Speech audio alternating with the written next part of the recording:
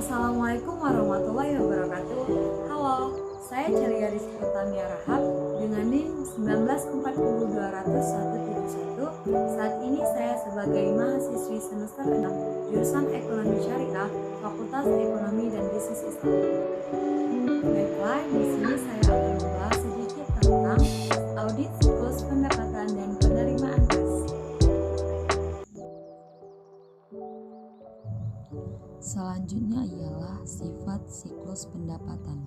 Siklus pendapatan perusahaan terdiri dari aktivitas-aktivitas yang berkaitan dengan pertukaran barang dan jasa dengan pelanggan dan penagihan pendapatan dalam bentuk kas. Adapun kelompok transaksi yang termasuk dalam siklus pendapatan ialah yang pertama penjualan kredit atau penjualan yang dilakukan dengan hutang. Yang kedua ialah penerimaan kas atau penagihan piutang dengan penjualan tunai. Dan yang terakhir ialah penyesuaian penjualan atau potongan retur penjualan dan pengurangan harga serta piutang tak tertagih. Selanjutnya ialah prinsip siklus pendapatan, di mana suatu perusahaan jika memperoleh pendapatan dan pendapatannya berkurang, itu diakibatkan karena barang yang dijual dikembalikan oleh customer ke penjual dan pencadangan kerugian akibat tidak tertagihnya piutang usaha. Adapun siklus pendapatan yang terdiri dari berbagai sistem informasi akuntansi berikut ini ialah: yang pertama, sistem penjualan kredit; yang kedua, sistem penjualan tunai; yang ketiga, sistem retur penjualan; yang keempat, sistem pencadangan kerugian piutang; dan yang terakhir ialah sistem penghapusan piutang.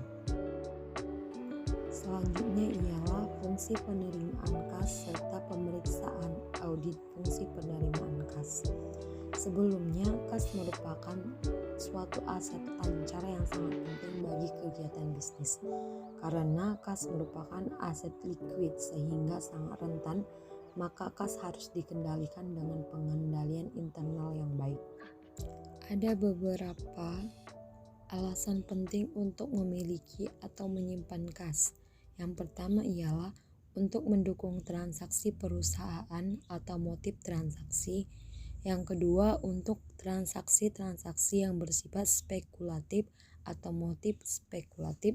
Dan yang terakhir ialah untuk berjaga-jaga. Motif berjaga-jaga ini untuk memberikan jaminan pada masa depan organisasi.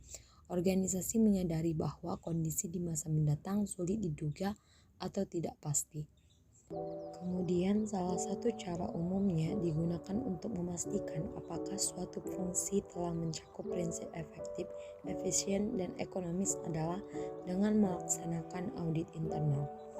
Umumnya, jasa yang diberikan dalam audit internal ini adalah mengidentifikasikan dan mengelola risiko, menguji pengendalian dan pelaksanaannya, hingga memberikan saran dan perbaikan atas kekurangan yang ditemukan. Baiklah, untuk pembahasan terakhir ialah aktivitas pengendalian transaksi penerimaan kas, di mana penerimaan kas merupakan hasil dari beberapa aktivitas. Sebagai contohnya ialah diterima dari transaksi pendapatan, pinjaman jangka pendek, dan pinjaman jangka panjang.